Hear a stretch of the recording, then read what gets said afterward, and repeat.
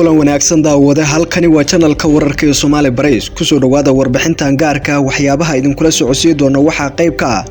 Saciid Cabdullaahi Dani madaxweynaha Puntland iyo wafdi uu hogaaminayo oo ka badbaaday qarax lagula eegtay afafka hore ee magaalada Boosaaso haddaba qasaare intee leeg ayaa ka dhashay qaraxa lala eegtay wafdiga Saciid Dani oo ku sii wajahnaa magaalada Boosaaso oo maalmihii dambe joogta ka noqdeen falalka amni darro iyo qaraxyada lala eeganaya mas'uuliyiinta iyo waxgaradka kale ee deegaankaasi haddaba sababtu maxay tahay xog la xiriirto hayaan halkan idin kula wadaagi doona deegaan doorashadii labaad ee Puntland ayaa dhawaan ka bilaaban doonto musharaxiin badan ayaa ku sugan inkastoo sulug badan laga muujinayo habka uu Saciid Dani u maamuli doono doorashadaas haddaba intaan kula wadaagin tabinta warbixinteena fadlan muuqaalkan hadduu ku soo gaaro sii share garay saaxiibada kale la sii wadaag page-kana Soomaali Barays ku soo dhawo like iyo follow saara si aad u hesho xogaha aynu ku baahina halkani wahagaag haddii aynu ku bilowno faahfaahin dheeraad ah ayaa waxa laga helayaa qasaare ka dhashay qarax lala eegtay kulanyo oo la socday madaxweynaha Puntland Saciid Cabdullaahi Dani oo maanta lagula eegtay afafka hore ee duleedka magaalada Boosaaso ee xarunta gobolka Bari kadib wafdi uu Saciid Dani hogaaminayo maalmihii dambe ku sugnaa deegaanada maamulkaasi oo socdaal ku marayay oo Boosaaso ku sii wajahnaa qaraxan oo ahaa miinahaya madaxweynaha Puntland wafdigiisa waxa lagula eegtay xilli ay marayeen afafka hore ee magaalada Boosaaso kontaroolka laga soo galo waxaana joogtiisa si weyn looga maqlay magaalada Boosaaso inta la xaqiijiyay qasaaraha qaraxan ka dhashay waxa ku dhintay ugu yaraan 2 askari halka ay ku dhaawacmeen 4 kale oo kamid ah ciidamadii la socday madaxweynaha Puntland Saciid Cabdullaahi Dani sidoo kale ciidamadii galbanaya kulanyada madaxweynaha ayaa waxa la sheegay inay rideen rasaas aad u fara badan qaraxa kadib balse ma jirto qasaare ka dhashay rasaasta ay fureen ciidamada Saciid Cabdullaahi Dani iyo wafdigiisa ayaa safar dhulka uga soo ambabaxay degmada Carmo ee gobolka Bari oo ay ku sugnaayeen ilaa shalay isagoona horay uga ambabaxay magaalada Garowe caasimadda Puntland maalmo ka hor oo ilaa magaalooyin dhowr ah si maray ujeedka safarka madaxweyne Dani ayaa la xiriira daafurka doorashada ka dhacaysa magaalada Boosaaso ee deegaan doorashada labaad ee dowlad goboleedka Puntland taasoo haatan muran xoogan uu ka taagan yahay Boosaaso xarunta gobolka Bari magaalada xarunta ganacsiga ah Puntland waxa maalmihii ugu dambeeyay ka dhacay falal lid ku ah amniga kuwaas oo u badan qaraxyo dhaliyay qasaare isugu jira dhimasho dhaawac maalmo ka hor ayay ahayd markii maqaayad ay ku sugan yihiin nabadoon iyo waxgarad kale iyo xulka bulshada magaalada Boosaaso qarax lagula eegtay qasaaraha ayaa ka dhashay sidoo kale waxa joogto noqda weerarada iyo sidoo kale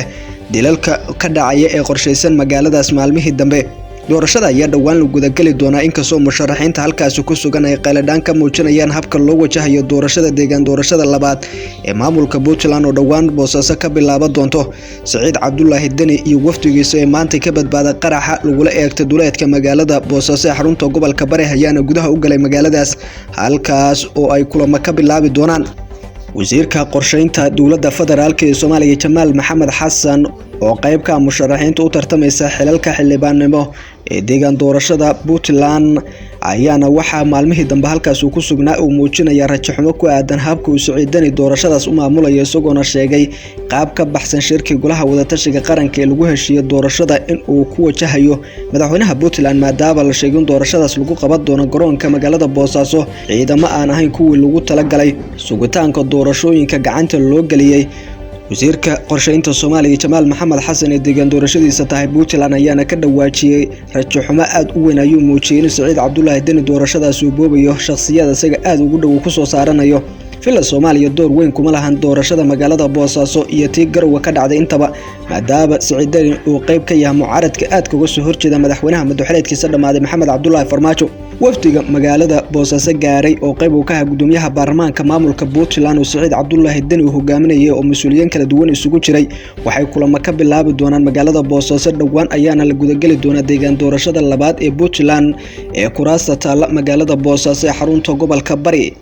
magaalada Boosaaso waxa ka taagan ay maanta uu gaaray madaxweynaha Puntland buuq iyo sidoo kale waxaan hareeyay hab qaybsiga kuraasta deegaan doorashada qabaa'ilada ku dhaqan Puntland inkastoo walaac xoogan uu jiray habka doorashadaasi loo gudagali doono haddana Puntland waxay ka dhawaajinaysaa in waqtiga loo asteeyay oo muddo kooban ay naga xigaan doorashada ay ku soo gabagabay doonto